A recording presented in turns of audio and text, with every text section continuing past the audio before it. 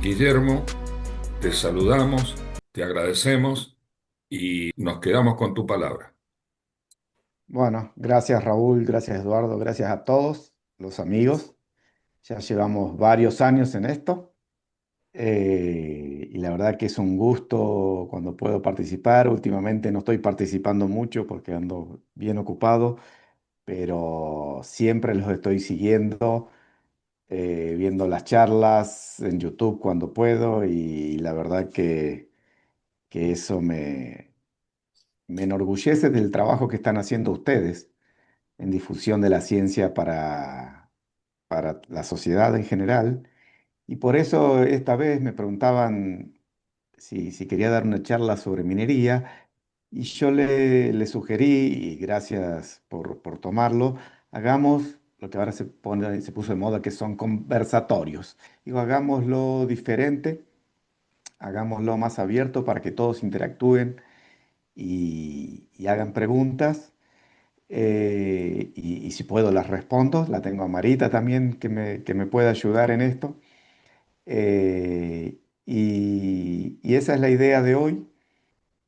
Mi posición ahora que estoy en Fundación Plan Pilares, que es una fundación mendocina público-privada para el desarrollo económico y social de Mendoza en torno a la minería. Y además, o sea, es la parte de la visión de mediano a largo plazo de cómo desarrollar una minería en Mendoza. Y además estoy de presidente de la Cámara Mendocina de Empresarios Mineros, ayudando en el día a día a los mineros más que en la visión del largo plazo. Y todo eso en parte vino de la preparación que he tenido los últimos 5 años preparando charlas para el Ateneo. Muchas, muchas de mis charlas y mi experiencia son o cosas que vamos a hablar son parte de algunas de las presentaciones que dimos en estos 5 años, que claramente fui madurando, fui estudiando, fui aprendiendo, y las preguntas de ustedes siempre ayudan a enriquecer los puntos de vista y el conocimiento, y claramente tengo mucho más para aprender de todos, así que bueno, eso era la idea un poco hoy, que hablemos en general de qué es la industria minera para un país, para una provincia, que representa particularmente en Argentina o particularmente en Mendoza, y cómo podemos verlo desde una visión holística de, ok, si tengo todo este potencial, ¿cómo lo aplico para el desarrollo de la sociedad y de todos al fin y al cabo, del conocimiento, de la economía? ¿Quieren que hable un poco en general de eso? Eso me van a ir guiando ustedes. La pregunta que normalmente vienen es, ¿cuáles son los efectos que puede causar la minería en el ambiente? Ese es un aspecto. El otro es que si la cordillera que compartimos con Chile es muy beneficiosa para Chile, ¿por qué no ha sido para nosotros? Es decir, que el cobre debe estar en un lado y tiene que estar en el otro.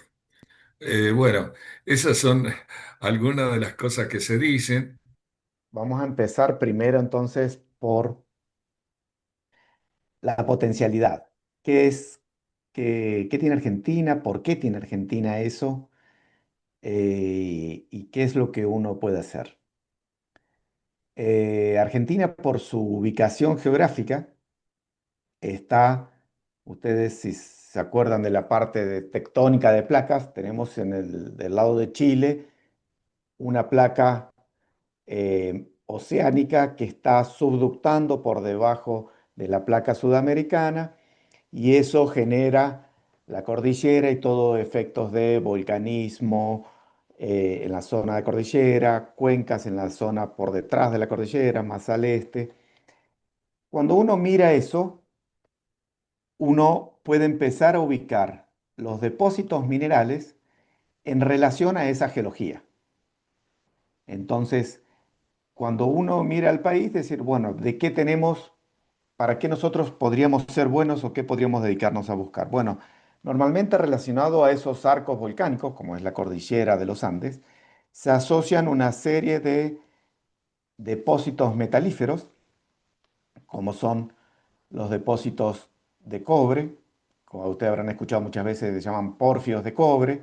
Eso nada más es un tipo de depósito que está relacionado a un cuerpo ígneo en profundidad, en un ambiente específico y asociado a ese sistema, que son sistemas grandes, muy importantes, se relacionan otra serie de depósitos. Más cerca de la superficie están los depósitos epitermales de oro y plata.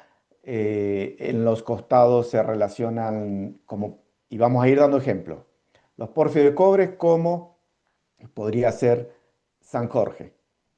Los depósitos de oro, como podrían ser la mina Veladero en San Juan, depósitos epitermales de alta sulfuración en San Juan, depósitos polimetálicos alrededor de vetas, plomo, plata, zinc, como son las vetas de Paramillo.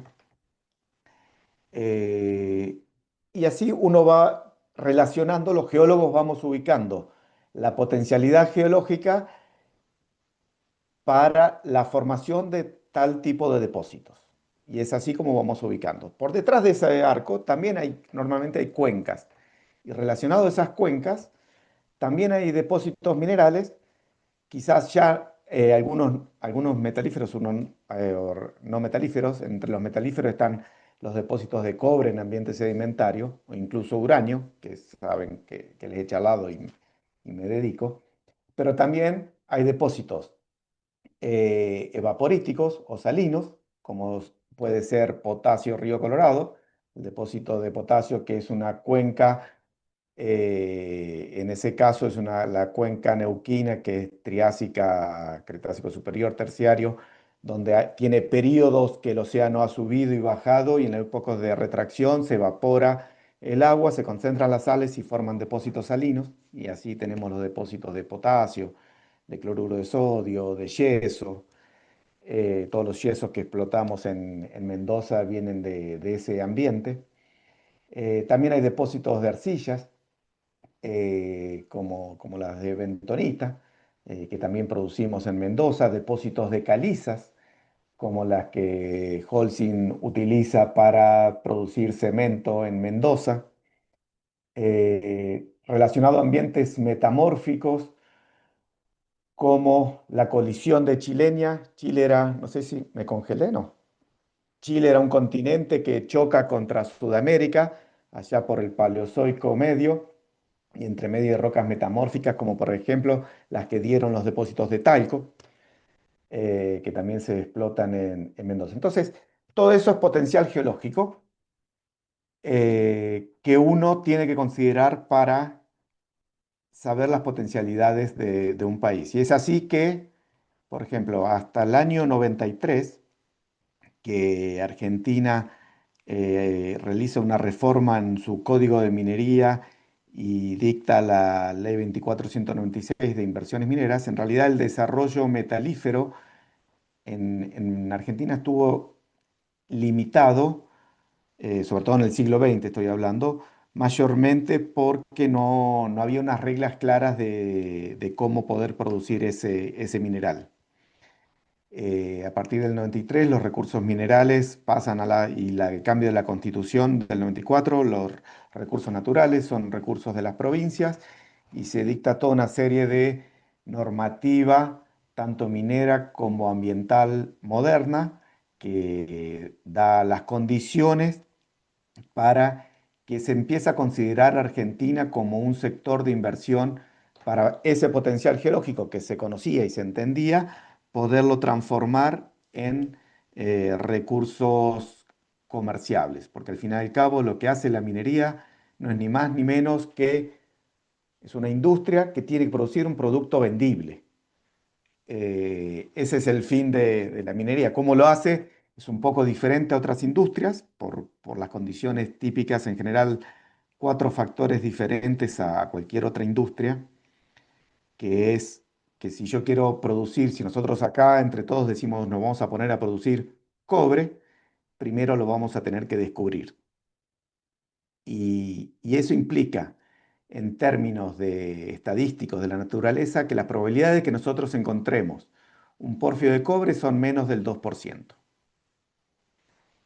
Pero después que lo descubrimos, que encontramos que hay cobre, no termina ahí, sino que además en la naturaleza se ubica en forma muy aleatoria, podríamos decir, no están así, pero vamos a ponerlo de esa forma, y se precisa trabajar durante muchos años, se precisa una inversión de mucho tiempo para poder dimensionar el volumen de mineral que tengo, si es viable técnicamente poder extraerlo de la roca y si es comercial, ambiental y socialmente viable hacerlo en el lugar donde lo descubrí. Para todo eso ya llevamos entre 10 y 15 años. Una vez que alcanzamos esa meta, si algo sabemos el día que, y nos fue todo bien y conseguimos la inversión para abrir una mina, si algo estamos seguros es que si yo quiero que esa mina tiene una vida útil determinada, 10 años, 15 años, 20 años, 30 años, 60 años, lo que sea. Y que si yo me quiero extender en el tiempo en esta industria, tengo que volver al ciclo de la exploración de vuelta. Entonces, eso lo hace una industria bien diferente, de alto riesgo, pues si ustedes consideran que, no sé, recién hablaba del cobre, 2%, una mina de oro como veladero, las probabilidades de descubrimiento son 0,3%. Eso es estadísticamente por el riesgo natural. Si además le agregamos el riesgo logístico, el riesgo político, el riesgo macroeconómico, el riesgo de las variaciones del precio del mercado en los 10, 15 años que me va a llevar a desarrollar el proyecto, hace que esta industria sea realmente de alto riesgo y por eso es una industria que hay que tomarla con mucha tranquilidad, no es para ansiosos. Es una industria que genera, no es lamentablemente, pero genera sí muchas expectativas, y muchos de acá están en parte por eso, y muchas veces en la industria tenemos que estar administrando las expectativas, es clave, y eso nos pasa dentro de las compañías mineras como para afuera. Uno, como la Marita le habrá pasado, que uno va, saca una buena muestra de oro, la muestra a su jefe, el jefe ya quiere, se cree que descubrió no sé qué, y uno dice, no, para, son 2 muestras, 3 muestras. Y después uno dice al público, encontré oro y ya creen que hay una mina de oro y quizás estamos lejísimos y quizás nunca se convierta en una mina de oro. Entonces, eso es clave entender de la industria en sí.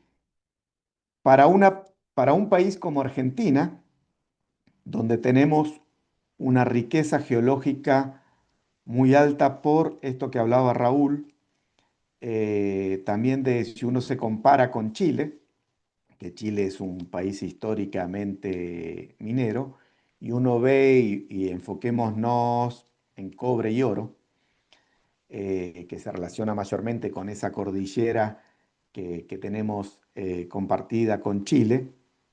eh, Esa cordillera tiene un potencial geológico muy alto, donde del lado chileno, por razones geológicas también, ese arco fue migrando en diferentes épocas del tiempo, tiene desde depósitos más antiguos hasta más modernos, todos dentro de su sector. Nosotros también tenemos lo que llaman fajas metalogenéticas, que son franjas donde se fueron depositando cierto tipo de depósitos en una cierta periodo de tiempo en un cierto lugar. Muchas de esas franjas metalogenéticas las tenemos en Argentina, algunas compartidas con Chile, como las que tenemos acá muy cerca de Mendoza, que contiene los principales depósitos de cobre del mundo, pero también tenemos otras. Tenemos otras de oro, de plata, de plomo, zinc. Tenemos las fajas del litio, que es lo que se llama el triángulo del litio, por la ubicación de estas cuencas intra o interarco que por lixiviación del ambiente volcánico me concentra las sales de potasio, litio, boro en las salinas.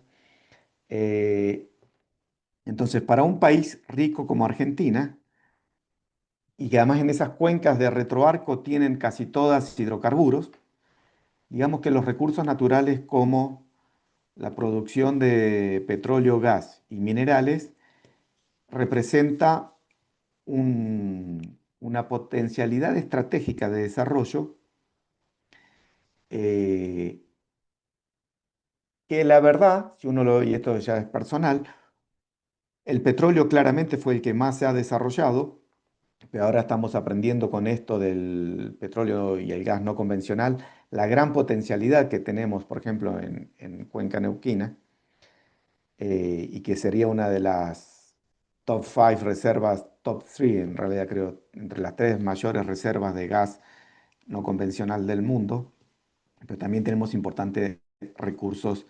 minerales, sobre todo los metalíferos que tienen mayor importancia en términos económicos.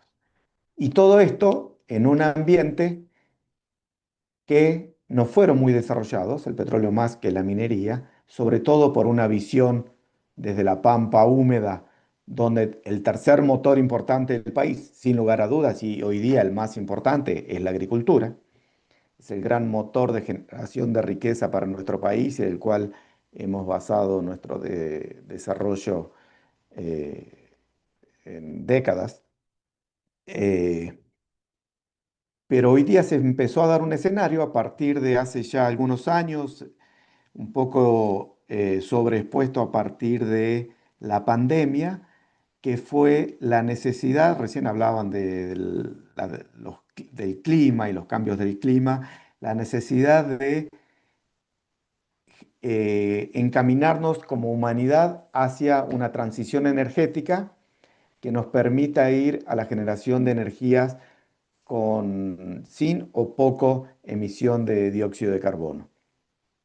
Eso hace que el mundo, para desarrollar más energía limpia, precise a su vez más minerales. Y es con más minería que se va a desarrollar y muchos de los minerales que se precisan y en los volúmenes, nosotros dimos una charla sobre minerales críticos al respecto, son algunos de los minerales que tenemos en Argentina. Todos estarán pensando rápidamente en el litio, la necesidad de litio para las baterías y los acumuladores de energía, pero también muy importante para esa transición energética, no solo para los autos que, por ejemplo, usan como 3 veces más cobre un auto eléctrico, un auto convencional, sino además para la transmisión de energía, que el cobre es estratégico.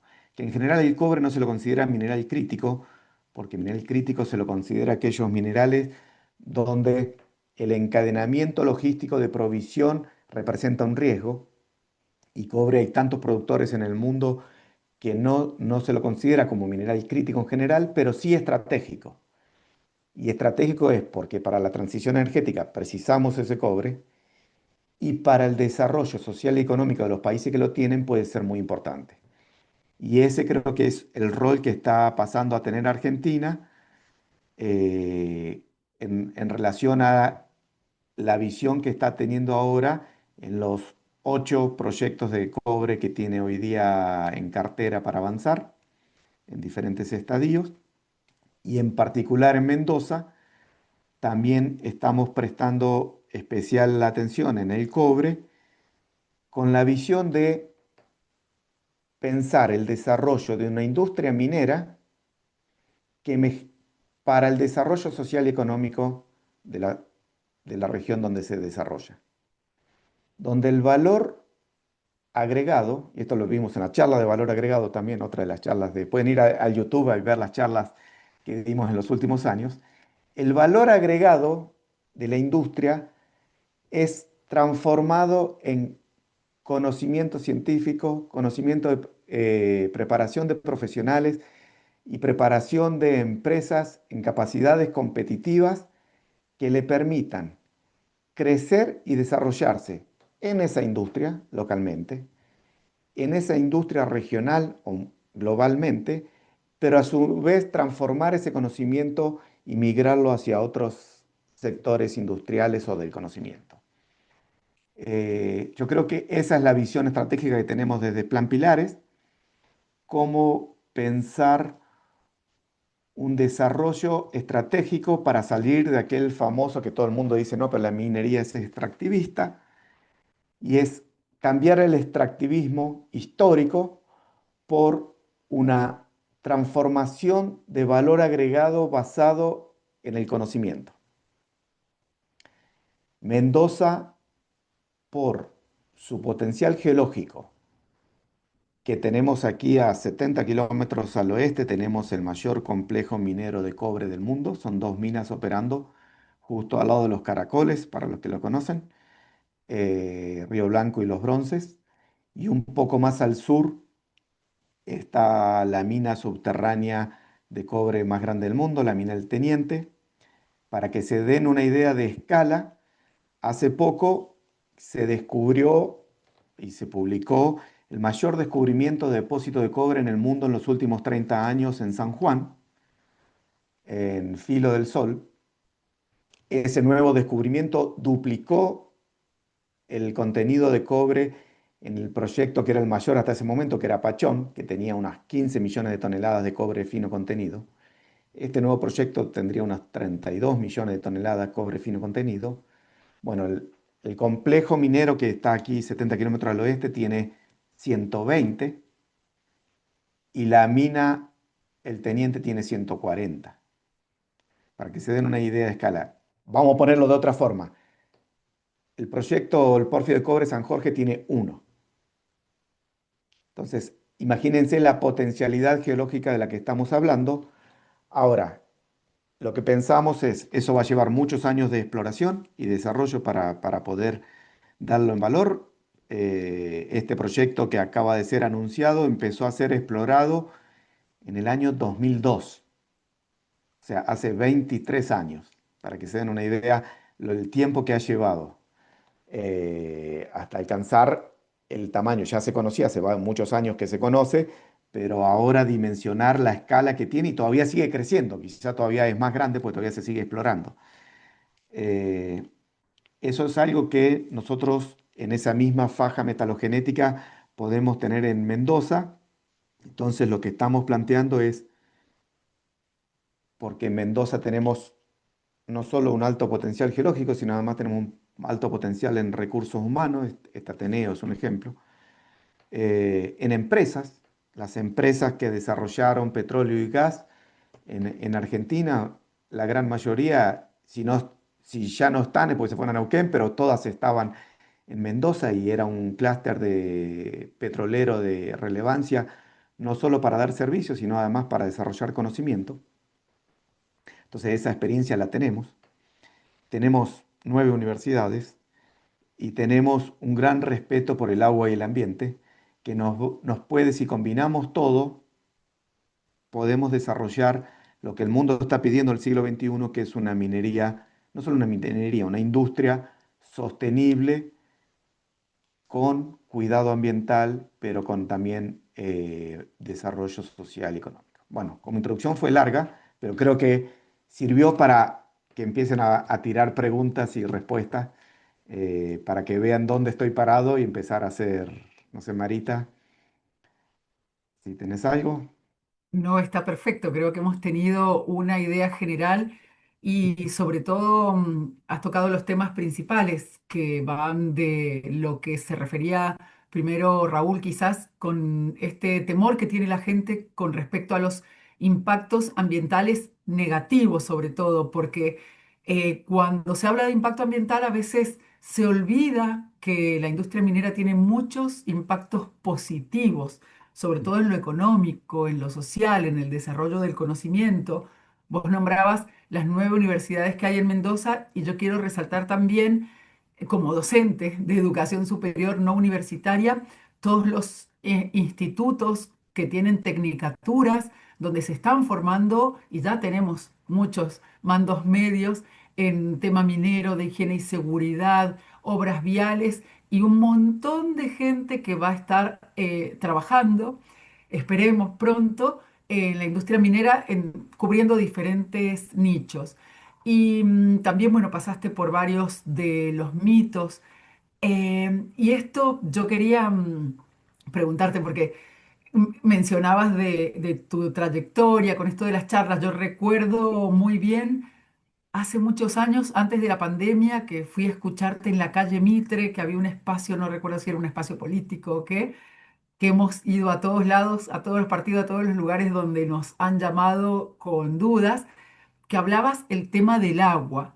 Y entre estos impactos ambientales, uno de los que más resaltan siempre, de los que más se escuchan por ahí, es este, ¿no? De que se va a consumir el agua, se va a contaminar el agua. Y vos tenías una diapositiva muy gráfica que era el Sanjón, el cacique Guaymallén, con unas compuertas. Entonces, a eso me gustaría que te refirieras para refrescarlo. Quizás hay gente que no lo ha escuchado o no lo ha visto en algunas presentaciones anteriores tuyas, pero eso creo que nos da una idea de cuánto, una estimación, ¿no? De cuánto sería más o menos el agua que puede llegar a utilizar, no sé, un proyecto como PSJ, Cobre Mendocino.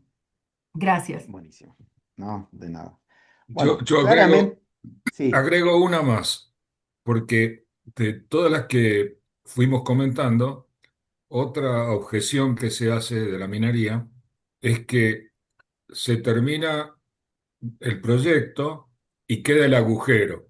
Entonces se han llevado la riqueza y no pasó nada. Es decir, eso depende eso lo dejamos al tintero para que nos comentes algo también, por favor, Guillermo. ok. Vamos a empezar por los miedos que en general trae la minería, como lo trae cualquier industria. Y me gustaría aclarar o ponernos siempre en ese sentido. Cualquier desarrollo que vayamos a hacer, y no solo tiene que ser industria, puede ser, en Mendoza lo sabemos bien, los barrios en el Pedemonte y cosas como eso, o la agricultura incluso en el Pedemonte, eh, debe ser bien hecha. No existe otra forma, más en el siglo XXI.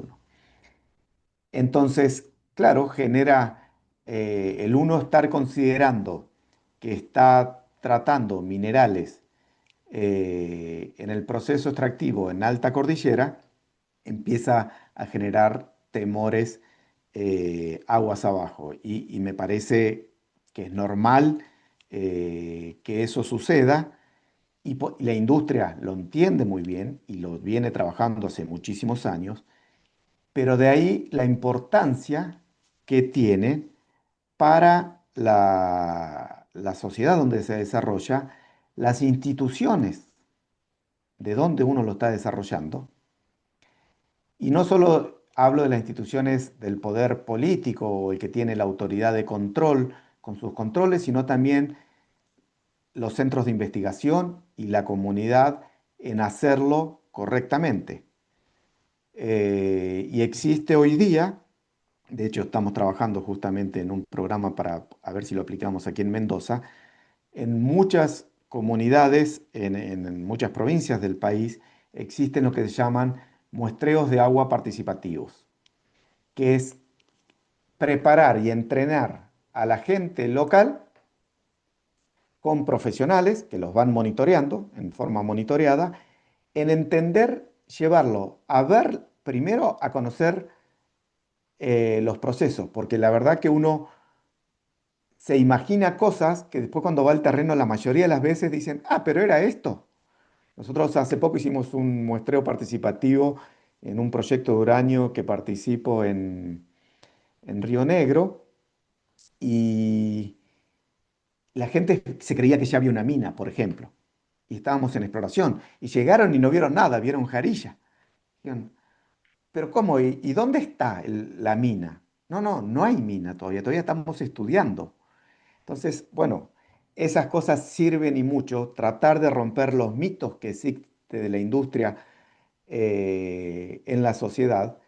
Lo mejor para mí es llevarlos y que lo vean y que participen. En una provincia con las instituciones y los centros de investigación y universidades que tiene Mendoza, creo que tenemos suficientes capacidades profesionales, técnicas, para saber que lo podemos hacer bien, como se hace en muchos lugares del mundo, con controles, hay monitoreos de todo tipo que existen para entender que la industria lo está haciendo en forma correcta. Y sería ponerme en casos muy puntuales de uno o el otro, pero la importancia que tiene el, el estar en una provincia, por ejemplo en Mendoza, pero bueno, en Argentina también tenemos muy buenas universidades. Soy egresado de una universidad nacional con profesionales responsables que saben muy bien cuáles son las obligaciones que tienen que tener en relación al cuidado ambiental. Y no solo ambiental, también el cuidado del personal que está en la mina, el cuidado de, del, de la industria en sí. Y creo que eso es algo que no se considera muchas veces. Y yo lo he preguntado a veces, perdón, si tenemos todas estas universidades, ¿cómo podríamos tener miedo si sabemos qué aplicarlo? Y hay que trabajar en conjunto. Si existen miedos y preocupaciones, la importancia que tiene como este evento hoy, sentarnos a hablar e integrarnos entre los diferentes sectores para poder evacuar las dudas de un lado y del otro. En cuanto al agua que consume, sí existen muchos mitos, porque mucho tiempo se habló de los millones de litros de agua que consume la minería.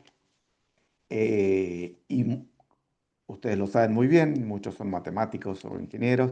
Todo es una cuestión comparativa, depende de muchos millones respecto a qué, que son millones y millones de litros de agua. Hay que ponerlo en un contexto. Por eso, allá por 2011, me tomé el trabajo, justamente se estaba evaluando el proyecto San Jorge en ese momento también. Me puse a hacer un estudio de agua sobre los planes directores de Mendoza.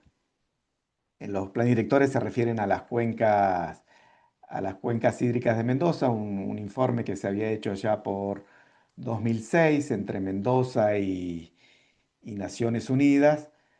Y cuando uno ponía eh, los números, uno se quedaba totalmente sorprendido. Decía, perdón, eh, un proyecto como San Jorge, la demanda de agua que está requiriendo hoy día, el proyecto que está actualmente en consideración, que es igual que el anterior, porque el consumo de agua es más o menos el mismo, bajó un poco, están considerando un circuito cerrado que recicla el 80% del agua y solo va a demandar agua para mantener ese porcentaje de agua que se va en el concentrado, en la humedad del concentrado que se vende, o en la humedad de la pasta de las colas, o en evapotranspiración.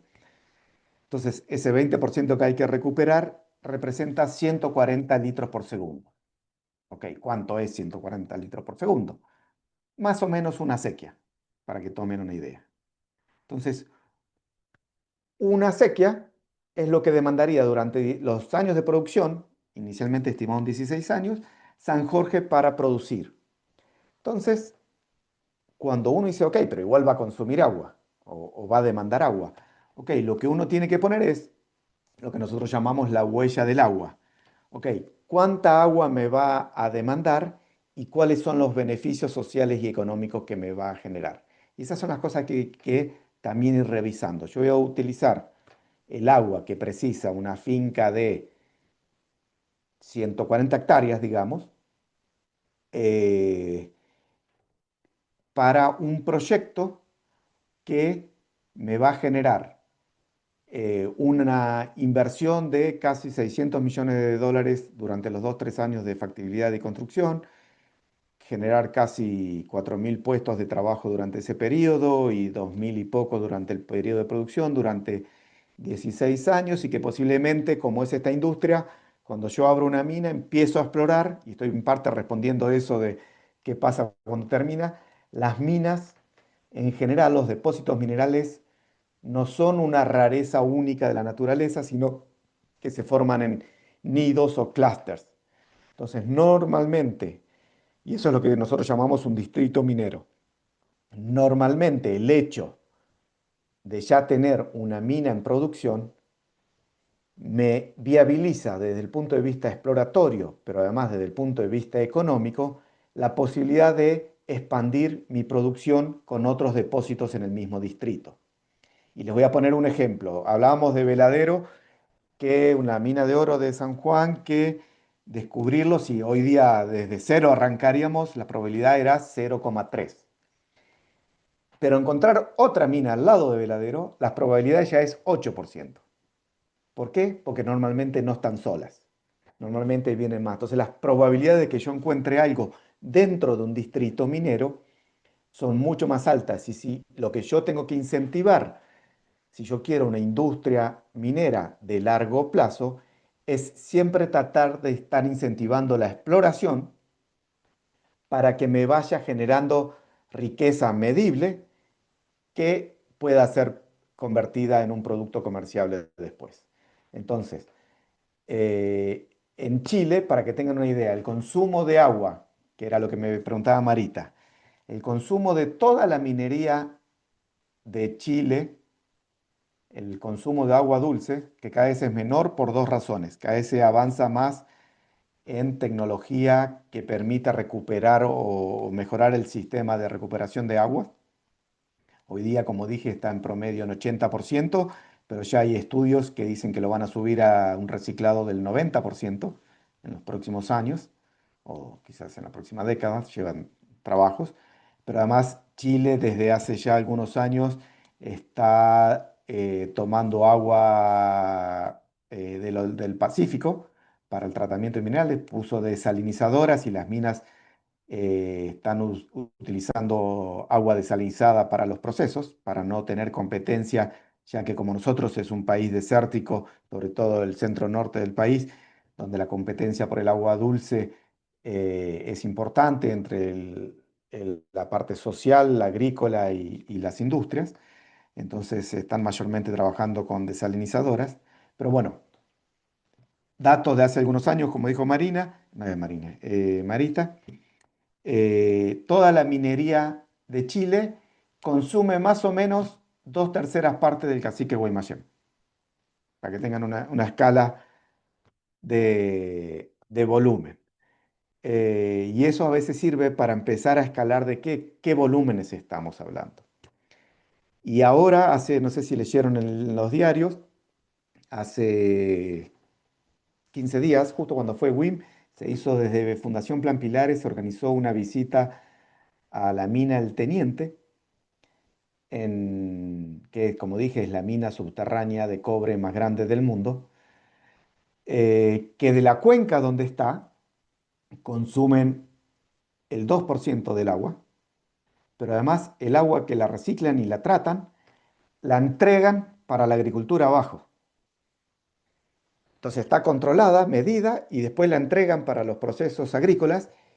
Y en la región de O'Higgins de Rancagua se produce, dato bien interesante que me dijeron, casi 1.300 millones de dólares al año en cerezas, más de 2.000 millones de dólares en uvas o vinos y 3.500 en minería, todo en la misma región. Y hay una entrevista que se las puedo pasar después en YouTube con el gobernador de O'Higgins contando el desafío que eso implica, pero me dice, se pueden hacer las tres sin problema, sí con muchos desafíos, sí con mucho cuidado, sí con mucho profesionalismo, con mucho involucramiento en cuidar que todo se haga correctamente, pero es posible. Con la tecnología, más hoy día con la tecnología remota y la inteligencia artificial, que uno puede estar midiendo, tener datos remotos de agua, suelo, lo que sea, ir a una base de datos y esa base de datos estar todo el tiempo procesando para ver los cambios sutiles que eso pueden estar reflejando y poder tomar una acción al respecto. Eso cada vez se va, ese riesgo de la interacción entre los sectores cada vez es más administrable. Veo que están poniendo, yo estoy sin los lentes, veo que aparecen unos chats ahí, me voy a poner a mirar las consultas porque, ¿Querés? Si querés te los leo. bueno, Así vamos avanzando. Bueno, de Mabel pregunta, ¿cómo toma el proyecto Pilares el problema del control de la actividad para asegurar o mitigar el impacto ambiental? Bueno, justamente, Plan Pilares tiene 5 pilares y uno de los pilares es justamente, Plan Pilares se basa en cómo hago un desarrollo integrado de un sector económico, en este caso el pilar uno es la minería, pero se puede aplicar a cualquier sector económico, desde las capacidades humanas y empresariales, los condicionamientos ambientales, la logística e infraestructura y la gobernanza. En el tema de la parte del pilar ambiental, lo que se trabaja muchísimo es en las experiencias mundiales que hay sobre estándares que ya se aplican. Mendoza y Argentina las aplica hace años. De hecho, hoy cuando mencioné en el año 93 que se hizo la reforma del Código de Minería, se tomaron ya para la ley 24585 del medio ambiente, que la minería es la única que tiene una ley al respecto, los parámetros, los mejores parámetros a nivel mundial, ya para cuidado del medio ambiente. Eso se va mejorando, pues ya pasaron más de 30 años de eso. Pero lo importante es trabajar en forma integrada. La universidad, los centros de investigación, el sector privado, el productor y el Estado para que todos en conjunto con la sociedad, como informada de lo que está haciendo, se involucre y vea que la efectividad de los procesos existen. Yo creo, no es un problema del control, sino en la credibilidad del control es el mayor problema que tenemos. Pues la verdad que el control existe y en nuestra industria existe y desde siempre, pero la credibilidad que eso existe es un gran tema y algo que hay que trabajar socialmente. Sí, Mabel. Bueno, la pregunta era, porque justamente me ha llegado, me han llegado encuestas de ONGs donde están preocupados por este tema, que también es una preocupación del Ateneo. ¿Te acuerdas, Guillermo, que lo planteamos en la reunión anterior? Entonces, realmente me parece muy bien el involucramiento natural de las universidades, de los institutos de investigación, etcétera, y de las industrias, del sector económico, ¿no es cierto? Pero estas ONG, que son la voz, digamos, de la comunidad, los que alzan la voz y los que tienen miedo y los que descreen, yo creo que habría que invitarlos de alguna manera, como vos comentaste en esto de invitarlos a ver el uso del agua, recién me pareció fantástico.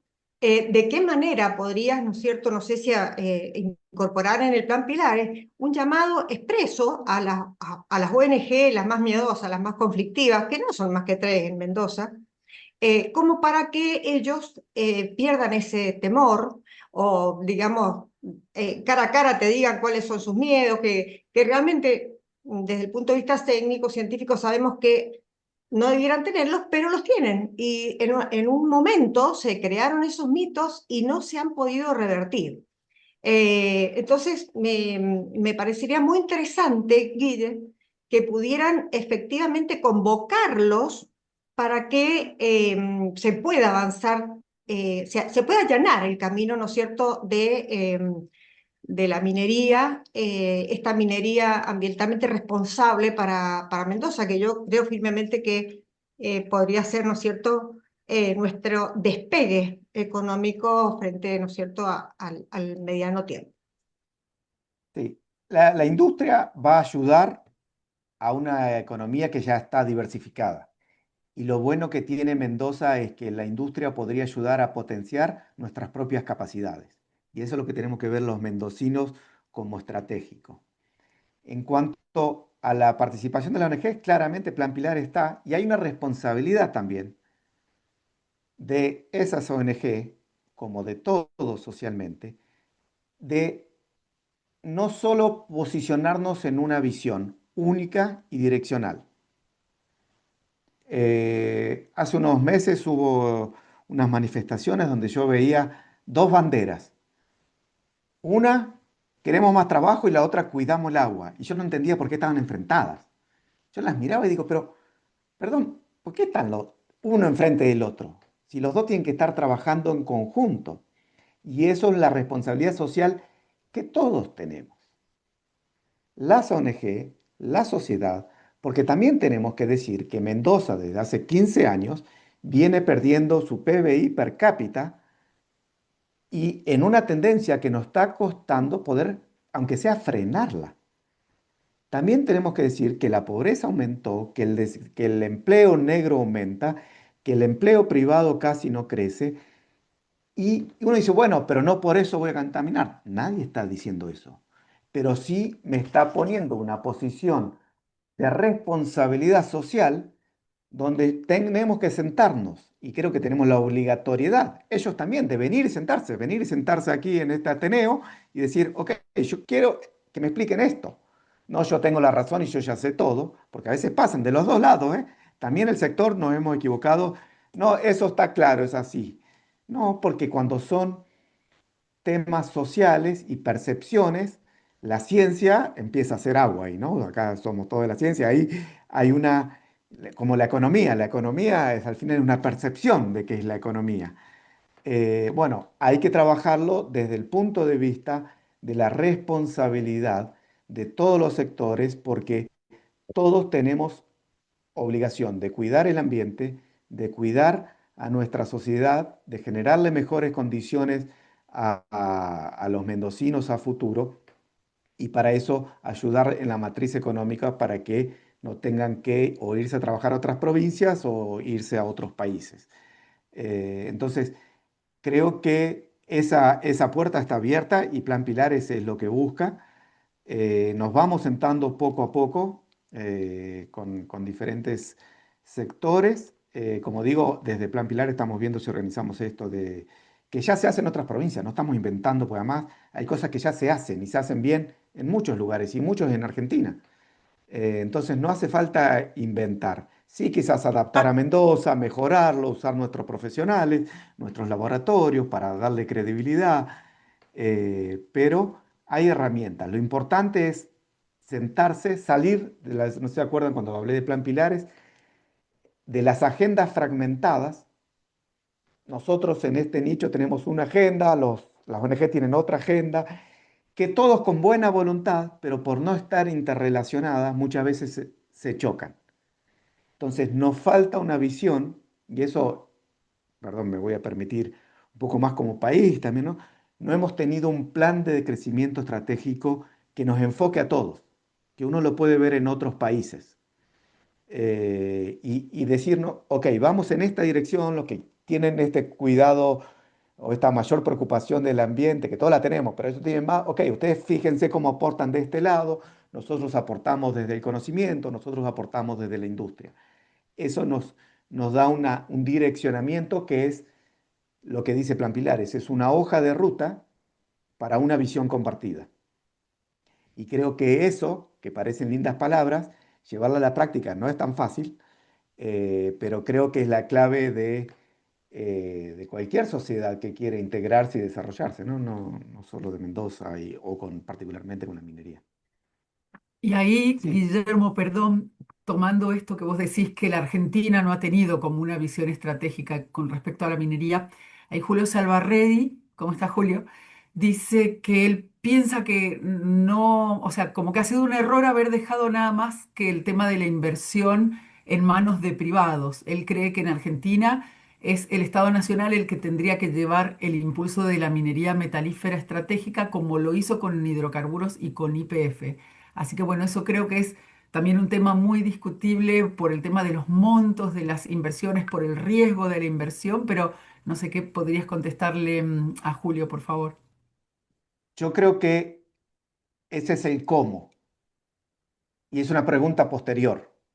Hay una pregunta anterior que en Mendoza nos equivocamos, que fue que, para mi visión, ¿no? Particular, me hago cargo, fuimos, no, tengo miedo al cianuro del ácido sulfúrico en la minería. Ok, tengo miedo a eso, pero no se entendió para qué lo queríamos utilizar, para qué precisábamos esa industria. Esa pregunta anterior, que es la primera que hay que hacerse, es, ok, yo quiero desarrollar esto, ¿para qué? Y porque con esto voy a poder proyectarme los próximos 50, 70 años con esto. Bueno, pero mira que me genera estos desafíos, en el hidrocarburo me genera estos desafíos, en la agricultura me genera... Bueno, pero para eso tenemos la... ponemos nuestras capacidades y conocimientos para hacerlo. Por suerte somos un país que ha tenido un nivel de educación muy alto o bueno que nos va a permitir desarrollarlo. Tenemos experiencia en hidrocarburos, tenemos experiencia en agricultura. Miren cómo hoy hablaba del motor de la agricultura, cómo ese motor de la agricultura nos llevó a que tenemos científicos expertos en transgénicos, en esto, estamos todo el tiempo desarrollando conocimiento. Entonces, en petróleo, nosotros hemos sido escuela de hidrocarburos para toda Latinoamérica en un momento. El Centro Laboratorio de Florencio Varela de YPF era el centro de excelencia en Latinoamérica para el desarrollo del conocimiento aplicado a la industria hidrocarburífera. Entonces, esos son los pensamientos que hay que tener. Y en ese momento en el petróleo sí, que hubo un plan y se desarrolló, después cayó por esta falta de visión de largo plazo, pero es lo que tenemos que recuperar y posicionar para desarrollarnos. Después, si es privado, si es nacional, va a haber diferentes escenarios. Hay escenarios que van a ser para uno, hay escenarios que van a ser para otros, hay escenarios que van a ser en conjunto, pero eso ya es el cómo. Yo creo que lo importante es saber para dónde queremos ir y después empezar a tomar esos desafíos. Julio, si querés hacer un comentario. Sí, Guillermo. Sí, mira, yo creo que es una discusión importante esta porque fíjate que eh, a partir de algún cambio de la economía, con cierto cambio ideológico a partir de los 90, se planteó prácticamente sacar al Estado de lo que es el desarrollo minero, de estratégico, fundamentalmente el caso del uranio. El uranio justamente apareció un caballo que dijo que no, cerraba una mina prácticamente, todo esto, cómo decayó todo el impulso para la exploración o para el apoyo, fue bestial, directamente, prácticamente, y después con un cambio en el código también prácticamente se impulsó sacar al Estado de eso. Yo creo que un Estado tiene que tener, ¿no? sus objetivos de provisión crítica y estratégica.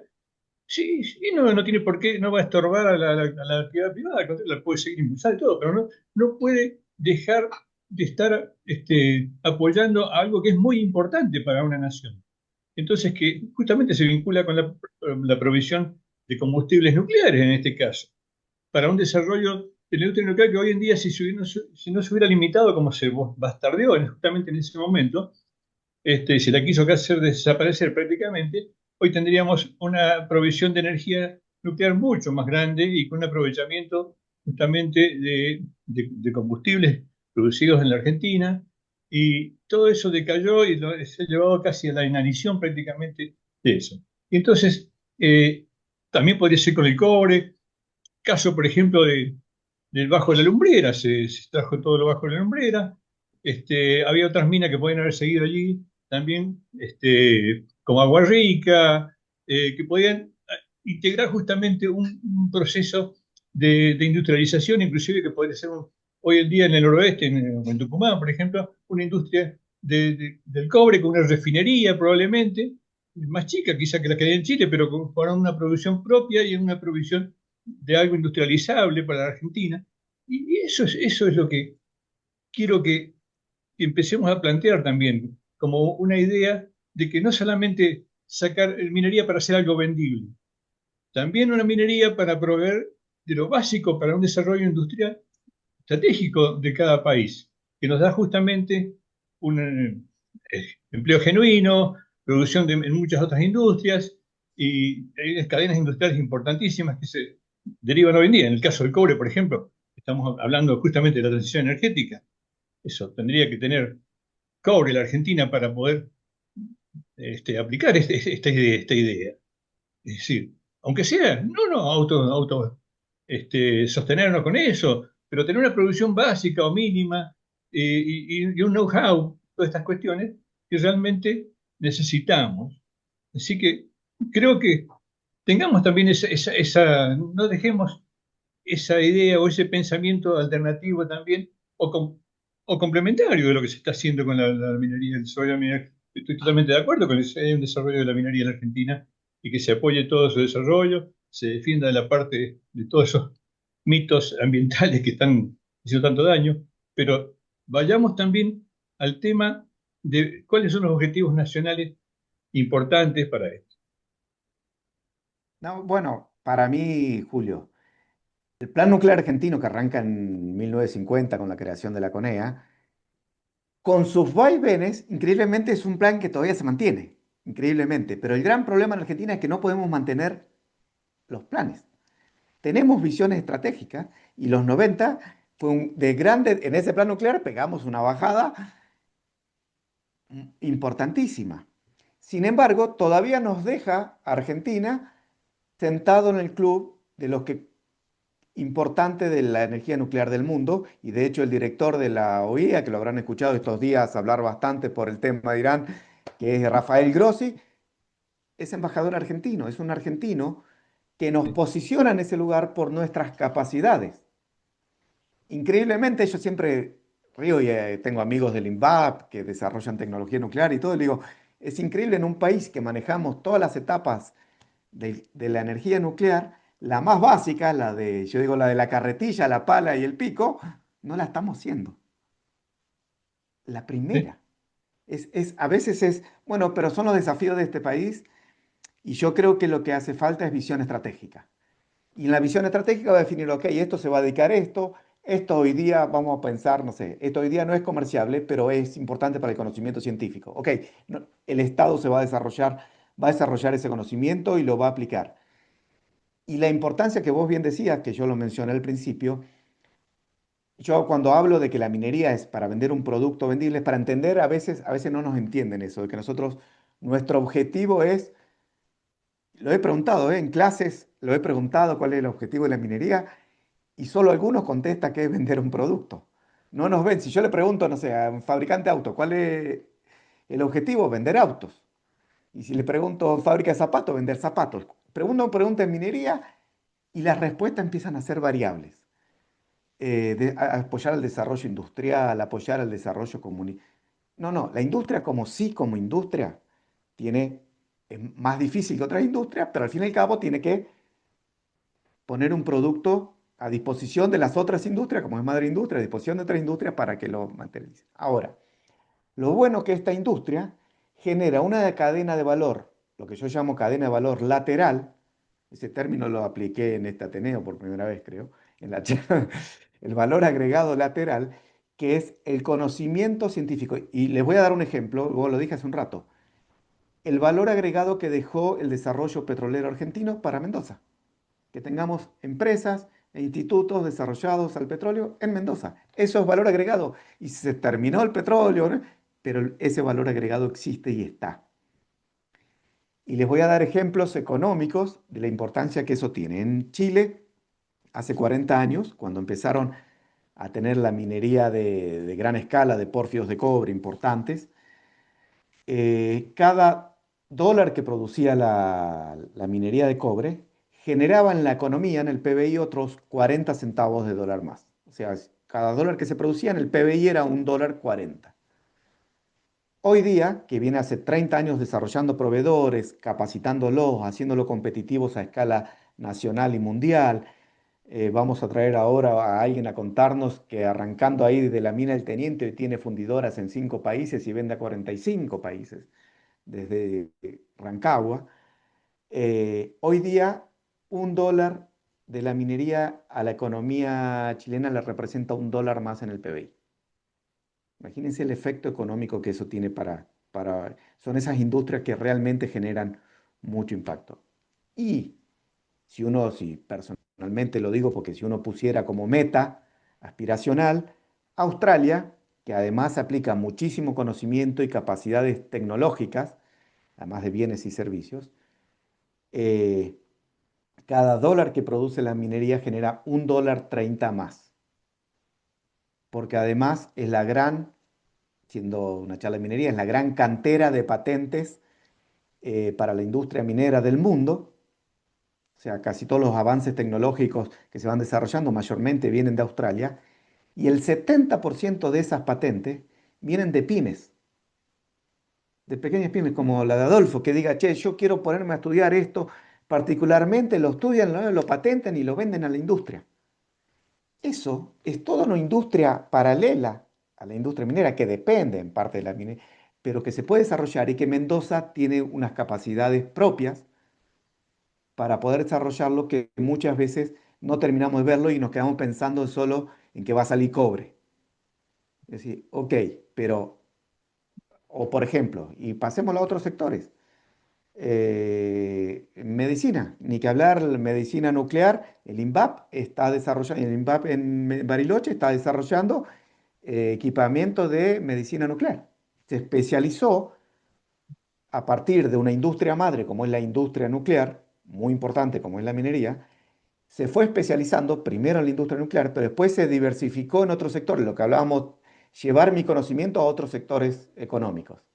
Entonces el INVAP primero pasó a la radarización, a hacer radares, después eh, hace medicina nuclear y hace satélites. O sea, fíjense cómo las capacidades propias lo llevaron a otros sectores de alto conocimiento. Bueno, Eso justamente es, eso es lo que estamos viendo y que la importancia hasta geopolítica que tiene justamente el desarrollo de esas industrias asociadas y ligadas justamente a una industria extractiva, pero justamente con una línea justamente de valores agregados y desarrollos científicos también, de aplicaciones tecnológicas. Por ejemplo, a mí no me está gustando mucho que vamos a empezar a exportar de cobre hacia Chile, seguramente solamente con concentrados físicos de 30 al 25% de cobre. No estamos pensando en tener refinerías en la Argentina, nadie está pensando en eso. en eso dimos una charla también de valor agregado, no, no me voy a meter porque es larga la charla, pero hoy, digamos, sí podríamos decir que hoy vi los resultados del laboratorio de la mina Los Azules en Chile ya para hacer cátodos de cobre 99,9. Así que sí se está planteando. ¿Se van a La hacer en mina San Los... Juan? Sí, ¿En San Juan? en San Juan, sí. Pero una cosa que yo quiero enfatizar. Sí, Digo, que los mismos ambientalistas, y yo en eso estoy completamente de acuerdo, que queremos todos respirar el aire puro, no tener calentamiento global, queremos agua limpia, todo. Estamos pidiendo, ¿no es cierto?, un cambio de matriz energética. ¿De dónde vamos a sacar cobre y hierro para pasar a motores eléctricos teniéndolo aquí debajo de los pies? Es realmente inconcebible cuando realmente, ahora sí lo que dice Marita, que sí se puede hacer. Pero lo que yo veo el contrasentido entre los que piden aire puro, pero por el otro lado te están prohibiendo la minería. Gracias. Bueno, un poco era, Eduardo, eso que yo decía, la responsabilidad que todos tenemos de que si decir, ok, quiero hacer la transición energética porque lo precisamos como humanidad para cuidar el ambiente, dar una respuesta propositiva al respecto y no negándose o poniendo barreras. Y yo creo que a la humanidad le cuesta, siempre los cambios generan conflictos y desafíos, y eso ayuda a la ciencia a perfeccionarse más y trabajar más al respecto, por suerte, somos reactivos. Eh, por ejemplo, le voy a contar algo, recién hablábamos con Julio sobre la energía nuclear. La energía nuclear, hace 30 años cuando hablaba lo de Julio, también se estaban cerrando centrales en el mundo. De hecho, hasta Alemania hace no tanto tiempo. Y ahora en la COP28, la conferencia para la transición energética, la anterior, la 28, hubo una firma entre más de 20 países diciendo la necesidad de triplicar la energía nuclear de aquí al 2050, porque si no, no alcanzamos, con las otras energías, no alcanzamos la transición energética en cuanto a la generación de energía sin emisión de CO2. Y fíjense cómo, por ejemplo, el Partido Verde de Finlandia, que si uno podría imaginarse, por lo menos personalmente, si yo me imagino un partido verde, el verde de Finlandia debe ser bien verde, fluo, hace unos años consideró a la energía nuclear como una energía limpia y segura necesaria para la transición energética. ¿Por qué? Porque seguramente se involucraron, estudiaron, trabajaron y entendieron la necesidad de esto, de poder tener que comprometernos en esos desafíos y no quedarse en en una discusión posicional, si tengo razón o no tengo razón, porque la verdad que la humanidad precisa mucho más que eso y nosotros podemos hacerlo. Entonces creo que es un poco por ahí. Va a ser, son discusiones que va a haber que mantenerlas, avanzarlas, no por eso frenar todo, porque siempre va a haber gente, todavía existen terraplanistas. Perdón, soy geólogo, no sé si hay un terraplanista entre los que están presentes, pero todavía hay terraplanistas. Eh, ¿Y qué le voy a decir? Yo no me voy a poner a discutir con un la verdad, no tengo ningún... Yo creo que el mundo ya avanzó y ya fue más allá de toda esa visión. Y el desafío es mucho más grande para tener que estar parando, porque también hay algo que hay que aclarar en mi visión de vuelta, un término que se habla mucho de la licencia social, ¿no? Y muchas veces creemos que la licencia social es, estamos 100% de acuerdo todos. No, perdón, licencia social no es eso. Licencia social es que estamos diciendo, ok, siempre hay entre un blanco y un negro, hay grises. Y ni que hablar con los matemáticos para saber todas las variaciones que hay derivadas entre medio. Entonces, entender que sí tiene que haber una relación con la sociedad y de respeto para hacerlo, pero no implica tampoco la licencia social, no, porque yo estoy en contra de esto, no. Porque hay una respuesta. Y así es la democracia, por algo así es la democracia, y así es la sociedad también. No tenemos que dejar 100%, mejor sería que lo entiendan, ¿no? Pero siempre va a haber posiciones. Y yo las respeto, porque cada uno tiene sus creencias y sus cosas, y yo personalmente las respeto. Sí, seguimos con la siguiente pregunta, sí. Bien. Jorge Garoni dice que hay un mito con respecto al gasto del agua. Se quejan de la que podría utilizar la minería, pero nadie dice nada del agua que malgastan al regar a manto las producciones vitivinícolas, frutícolas, Y hortícolas. hortícolas. Ajá, que pierden del 85 al 90% del agua que ingresa por no tener sistemas de riego por goteo ni, bueno, mayor tecnificación. Bueno, para eso les voy a contar, en mi primer charla de agua, que la di en 2011 en la legislatura, cuando me puse a estudiar, hice un ejercicio, en ese momento, los números no sé, hoy habría que verlos diferentes, pero en ese momento lo hice, era, ¿qué pasaba si nosotros pedíamos al sistema hídrico mendocino 140 litros por segundo para que produzca cobre? Si esas regalías, que además son discutidas, son 3%, que es poco, que no, toda esa discusión sería también todo otra charla diferente, pero si yo invertía mis regalías mineras en, y no estoy hablando tecnificación, solo impermeabilización de canales, yo me ahorraba, invirtiendo 140 litros por segundo durante 16 años, 10.000 litros por segundo para siempre. Y esas son las cosas que hay que empezar a plantearse.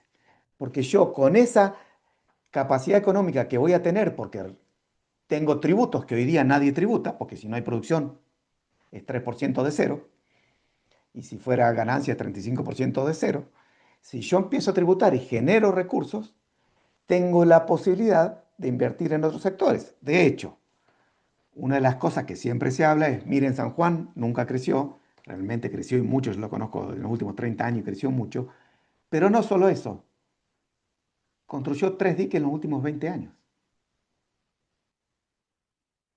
Y es la única provincia que en los últimos 15 años en Argentina tuvo todo, creo que 15 o 20, no me acuerdo, tuvo todos los años superávit en sus cuentas. La única. Mendoza creo que tenía, eran como 23 años, creo que era Mendoza tenía, estaba bastante bien, en 18 y 7 era más o menos, 25 de haber sido. Algo así era, pero un buen gráfico y la única que había pasado todos los tiempos con superávit fiscal había sido solo San Juan. Entonces, la posibilidad de tener esas capacidades me permite a mí empezar a encarar otros temas. ¿Ok? ¿Cómo mejoro mi infraestructura, mi salud, mi educación, eso es lo que hay que entender, que es un sector económico que me puede potenciar otros sectores económicos, o otros sectores sociales. Sí, Marita. Bien. Francisco Ibáñez, con respecto a lo que dice Jorge, ¿cómo se compara el uso del agua en minería con el shale oil por la rotura de la roca madre? Debe ser Bueno, fracking. para el fracking debe ser, sí. Ujú. En el fracking es puntual durante el periodo de fracturamiento. Pareciera un gran volumen, pero en el tiempo, en realidad es prácticamente insignificante, pues si uno pone que ese pozo productivo va a estar produciendo los próximos 30 años, va a ser, ok, yo consumo agua, que además, imagínense que lo llevan en container y lo tienen al lado de la plataforma, no es un volumen extremadamente grande, y las tecnologías van mejorando cada vez más para eh, usar el agua justa y necesaria, porque esa agua hay que trasladarla, hay que pagarla, no es todo un costo también para la industria. Entonces, tiene un consumo de agua puntual durante la construcción de un pozo, pero que le va a permitir producir durante 20, 30 años. Entonces, cuando uno hace la huella del agua, uno empieza a ver, ok, realmente es significante. Yo en algún momento, no me los acuerdo ahora los números, lo saqué en Neuquén, cuánto estaban utilizando, también que tiene ríos muy caudalosos, entre el río Limay y el río Neuquén. Neuquén tienen más agua que nosotros, pero realmente eran insignificantes los volúmenes de agua. Y Guillermo, Sí, como ahí digo, era abajo, puntual. te puedo dar un número si Sí, quieres. ahí está, dale, eso le iba a dale. decir Eduardo, de sus Sí, números ahí sí, abajo. yo sabía que se te venía esa parte. Yo hice la cuenta, de acuerdo a que esa vez que hubo un intento de hacer un pozo de fracking en la zona de Malargüe, en el Trébol fue la compañía, creo. No importa.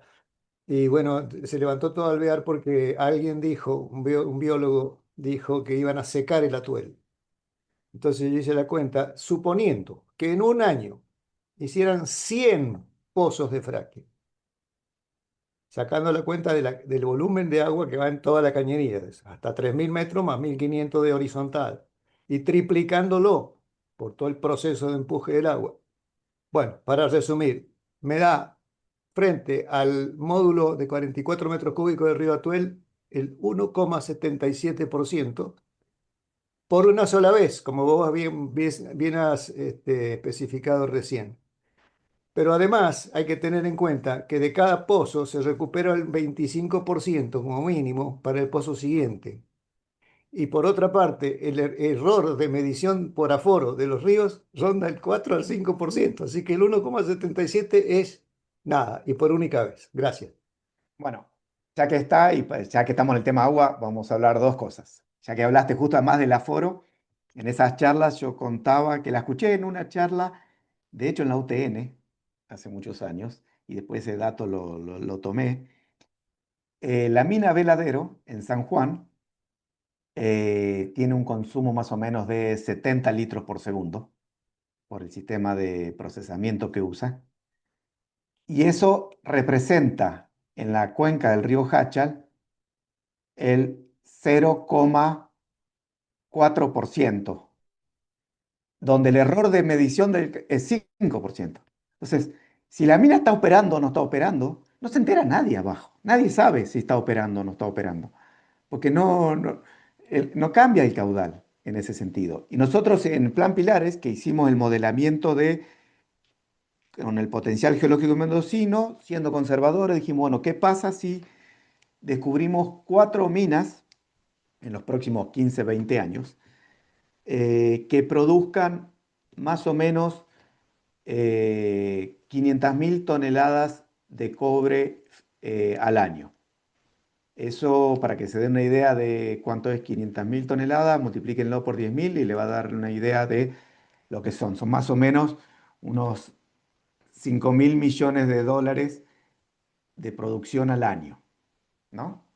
En realidad nosotros lo hicimos con números más específicos, daba 4.500, en plena capacidad 4.500. Con las 4 minas en plena producción y generando, digamos, eso implicaría hoy día Mendoza, para que se den una idea, este año exportó 1.600, el año pasado 1.600 millones de dólares, Iría de 1.600 a 6.500 millones de dólares al año de exportaciones. Eso representaría para, para todas las capacidades hídricas de Mendoza, para las 6 cuencas hídricas, las 4 minas en operación representarían el 0,8% del agua disponible en año histórico. Y si fuera en un año considerado seco, el 1,3%. Eso es el número que sacamos basado con los números, considerando el 80%. No que quizás dentro de 10 años mejoramos el reciclado de agua y en realidad precisemos menos, considerando cómo se utiliza el agua hoy. Perfecto. Justo, bueno, creo que ya está planteada la respuesta de lo que decía Daniel Guida recién, con si se podía saber el agua, ¿no? Cuánta agua y lo único que después dice cuánto perjuicio hay de agua. Bueno, creería que debe ser con respecto a la parte ambiental, a lo que se refiere Daniel. No sé si está por ahí, si quiere ampliar la pregunta. Sí, buenas tardes, Guillermo, buenas tardes a todos. Eh, bueno, en realidad yo estoy a favor, siempre estuve a favor de la minería y en diversos foros así de discusión me hubiese gustado haber tenido esta charla antes para tener todo tipo de argumentos y estadísticas. Eh, es algo como muy positivo la colaboración entre ambientalistas y promineros respecto a esa colaboración mutua que debería haber para afrontar ese contrasentido al que se refería el ingeniero Cerdoch respecto a que pretendemos un mejor ambiente, pero no sabemos cómo cuidarlo y los argumentos que planteamos por ahí carecen de realidad. Por eso la importancia de este tipo de foros. Y bueno, sí, la verdad ya me han respondido ampliamente en mi consulta. Gracias.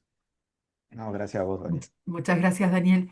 Ahí tenemos Roberto, que no tiene apellido, no sé qué Roberto será, pero dice que tenemos uranio en condiciones directas para la explotación en Sierra Pintada y con la planta para obtener la Yellow Cake, para enviar a la planta de Córdoba para obtener uranio necesario para nuestras centrales atómicas. La planta fue cerrada por acciones políticas. ¿Será posible volver a ponerlas en producción? Qué pregunta tan interesante, aunque creo que, bueno, no la podemos responder. Pero quizás, Guillermo, escuchaste algo de las autoridades, que haya alguna voluntad en los próximos, no sé, a corto, mediano o largo plazo de volver a explotar uranio. Bueno, de la recuperación de uranio en el país, sí estoy en parte indirectamente involucrado, porque me dedico a la exploración de uranio y estamos avanzando un proyecto en Río Negro. Respecto, yo creo que sí, que tiene toda la razón del mundo, lo que hablaba antes, la parte más básica de nuestra industria nuclear no la estamos haciendo, que es producir la materia prima, porque no sé si todos lo saben, Argentina hoy día está comprando materia prima de otros países, Kazajistán, Canadá u otros, y en realidad después el procesamiento para llegar al combustible nuclear se hace en Argentina. Lo hacen dos empresas, Dioxitec y Conuar. Dioxitec 99% Conea, 1% la provincia de Mendoza. Conuar 60% Pérez Compán, 40% la Conea. Y de ahí construimos nuestro combustible nuclear para las plantas, el de uranio natural directamente del material que se importa de la materia prima, y el levemente enriquecido se importa uranio enriquecido para hacerlo. Pero tenemos también una planta piloto de enriquecimiento de uranio en Pilcanilleu. O sea, fíjense todas las cosas que estoy diciendo, que manejamos toda esa tecnología y no estamos produciendo uranio en un país con una potencialidad de uranio. Alguna vez lo estudié, que podríamos estar entre las 10 mayores recursos de uranio del mundo. Como estamos en el litio dentro del top 3, top 5, bueno, en uranio podríamos estar también entre los 10 o 15 mayores reservas estratégicas de uranio del mundo. Lamentablemente, como lo decía Julio antes, no ha habido buenas políticas al respecto, y perdimos parte del camino andado en ese sentido. Sería un poco más optimista, esperemos que se recupere. En el caso particularmente de Sierra Pintada, la verdad que dependería un poco de lo mismo que hablamos antes, sentarse todas las partes y ver la viabilidad. Porque hoy día para tener una, y esto vamos a volver al término mineros, para uno poder tener una mina en producción, precisa mineral, con un contenido económico, que sea viable extraerlo y económicamente extraerlo, que sea minable, que lo pueda sacar y producir, porque a veces están en lugares que no lo puedo sacar, pero además que tenga, que lo pueda hacer bajo las normas ambientales existentes y cuidando el ambiente, y que sea bajo las condiciones sociales que lo permitan hacer. Si yo no tengo todo eso, hoy día no tengo una mina. Eso cambió. Antes uno pensaba, no, tengo cobre, listo, abro una mina y no se preocupaba mucho por el resto. La verdad, igual con otros sectores. Hoy día eso cambió para mejor por el trabajo social, incluso de muchos ONG y muchos que han visibilizado esos temas. Eh, y Sierra Pintada claramente es el mayor recurso de uranio que tiene el país. Está ahí disponible. No creo que sería para mucho tiempo también. Hay diferentes visiones entre la provincia, la nación, ambiente, que yo creo que si no hay una visión estratégica y todos se sientan a discutir, va a estar muy difícil desde las posiciones individuales que se pueda revertir, pero igual el país tiene tiene otro depósito, la CONEA tiene otro depósito muy importante en Chubut, que es Cerro Solo, que también podría pasar a producción si el Estado lo toma como estratégico. Y después el tercer proyecto en importancia es justamente el con el cual trabajo en Río Negro, que es el depósito Ivana, que se está actualmente en iniciando su estudio de prefactibilidad y factibilidad económica, para en algunos años, con suerte, empezar a recuperar el autoabastecimiento de uranio en Argentina.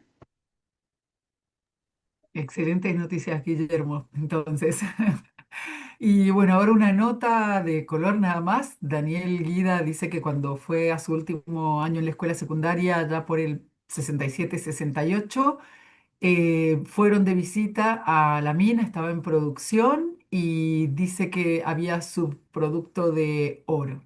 Así que bueno, hasta acá con las preguntas del chat. Yo les agradezco muchísimo que me hayan invitado a participar, sobre todo teniendo en cuenta que ha estado mi colega pensado aquí. Entonces le paso la palabra a Raúl, aunque por ahí viene algo más positivo. BGH San Juan Oro. Hubo malas políticas de estrategia de crecimiento a largo plazo y am, condicionamientos externos. ¿Por qué se obligó al presidente Alfonsín a abandonar el desarrollo nuclear para uso pacífico? No es Guillermo. mi especialidad, no me voy a... Hay un documental muy bueno de eso en Brasil, yo Ajá. lo vi en Brasil, porque fue un tema argentino-brasilero también en esa época. Ujú. Si me acuerdo el nombre se los paso, pero no voy a ponerme a hablar, es geopolítica de alto Sí. vuelo, no me voy a meter en eso. Raúl, te cedo la palabra entonces. Muchas gracias. Bueno, gracias, gracias Marita, gracias Guillermo. México siempre ha sido un país muy minero. En realidad, la producción minera de México siempre ha sido muy buena. Y algún día entonces nos pueden, nos pueden desde México enseñar muchas cosas que nos servirían. Te cedo la palabra, Rigoberto, y luego seguimos con Guillermo y con Marita. No hay mucho que hablar. Guillermo ya nos dio por ahí una excelente, al menos la parte que yo he escuchado al principio no pude entrar, pero he escuchado a Guillermo muy atentamente. Muy bien, Guillermo, felicidades. Gracias. También felicito al país, por supuesto, a Argentina, que es uno de los mayores productores de muchos minerales, por supuesto. Yo defiendo México, primer productor de plata del mundo. Sí, para empezar, desde hace 500 años somos productores de minerales en general. Y de plata, pues sí, es el primer productor a nivel mundial. Nosotros tenemos minería no nada más en la parte volcánica de la Sierra Madre Occidental, sino tenemos en la mayor parte del país, sobre todo asociado a grandes plutones, ¿sí? Una de las mayores minas de plata está en Zacatecas, por ejemplo, a cielo Conozco abierto, Zacatecas. y es la mayor productora de oro del país, ¿sí? Y es Open Pit. Este, Ahí hemos tenido ciertos problemas porque normalmente en México la minería originalmente la controlaba en parte el gobierno. Y ahorita es prácticamente es el sector privado el que controla todas las grandes minas del país, las de cobre, plata, plomo, zinc, de oro, son privadas y asociadas con la industria canadiense sobre todo, ¿sí? Son grandes empresas canadienses. Es más, nosotros tenemos, no recuerdo bien si es Grupo México, Peñoles, que tiene muchas inversiones, tanto en Perú como en Chile, en la minería, ¿sí? Y es un tema muy, muy amplio. Ya tú nos diste ahí una buena clase de más de una hora de plática muy, muy excelente. Y no es mi especialidad, pero me gusta en general. Yo soy geólogo de carrera y además soy el presidente de la Sociedad Geológica Mexicana en la actualidad. Y pues tengo que estar un poquito enterado de todo, ¿sí? Yo anduve un poco de tiempo allá en el sur de Argentina, en Neuquén, con Western Geophysical, en sísmica.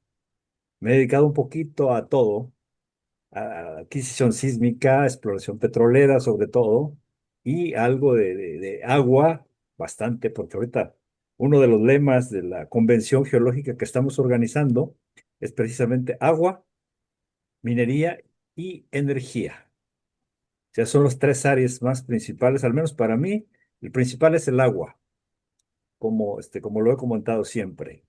Sin agua no hay nada, ¿sí? En México el consumo de agua se lo lleva la agricultura con el 75-76%, ¿sí? Eso de que le echemos la culpa que la industria no es cierto. La industria consume máximo 5% del total del agua. Pero podemos organizar otras sobre fracking, por ejemplo, ¿no? Que aunque en este sexenio pasado no se autorizó que hiciéramos explotación por fracking, pero la industria petrolera en general siempre hemos hecho fracking, siempre. Al poner a producir un pozo petrolero necesitamos fracturarlo, entonces hacemos fracking. Y eso ya tenemos con nuestra industria petrolera nacional desde 1938. Llegamos a producir 3,5 millones de barriles diarios, ¿sí? Y ahorita, cuando mucho, 1,300,000, 1,400,000 barriles diarios. Porque no hay inversión. O sea, el Estado no quiere invertir en la industria petrolera, ¿sí? No ha autorizado los últimos 6 años que el anterior gobierno estuvo, no ha autorizado ni una nueva concesión. Y actualmente la presidente, ella dice que es presidenta, con A, pero a nosotros el término es presidente, ¿sí? No dice que tampoco va a autorizar ninguna nueva concesión minera. Así estamos muy mal. Y aún así, la minería en general, que es lo que estamos hablando, hay muchísima inversión, ¿sí? Los particulares, las empresas, las grandes empresas mexicanas, Grupo México, no les han dado ninguna nueva concesión para explotación. Y además ahora está restringido del Servicio Geológico Mexicano, es el único encargado de la exploración, pero no le dan recursos. Y felicidades, Guillermo. Gracias, Rigoberto. Adelante, Adolfo. Sí, gracias, Raúl. Bueno, me quería opinar, aunque realmente desde el punto de vista del Ateneo, nuestro reglamento dice expresamente que no debemos incursionar en temas políticos o religiosos. Me parece que por eso también Guillermo no quiso hacer o meterse en un tema que realmente lo conoce. Pero sí quiero opinar una cosa, es que el plan nuclear argentino, en general, tuvo un apoyo político interno casi unánime. El problema fue la decisión geopolítica internacional que le prohibió continuar con ese plan. Es más, fue un damnificado directo porque estaba gestionando un préstamo muy importante para una empresa que fue suspendido porque esa empresa fabricaba algunos productos para las centrales nucleares de uso pacífico por generación de energía. Entonces, esto creo que entra en la órbita de la geopolítica internacional que realmente en el Ateneo no podemos dar esa discusión profunda. Pero sí creo que hoy tenemos más posibilidades de retomar ese plan nuclear. Gracias, Adolfo. Bueno, vamos a ir cerrando. Agradecemos primeramente a Guillermo. Gracias a ustedes por haber estado, porque también es la responsabilidad, como decía yo, es de todos. Y creo que todos estamos acá justamente por eso. Entonces, gracias otra vez, Ateneo, por darme el lugar y sigamos con esta difusión de la ciencia que es, y estas charlas fuera de eso, que hacen muy bien.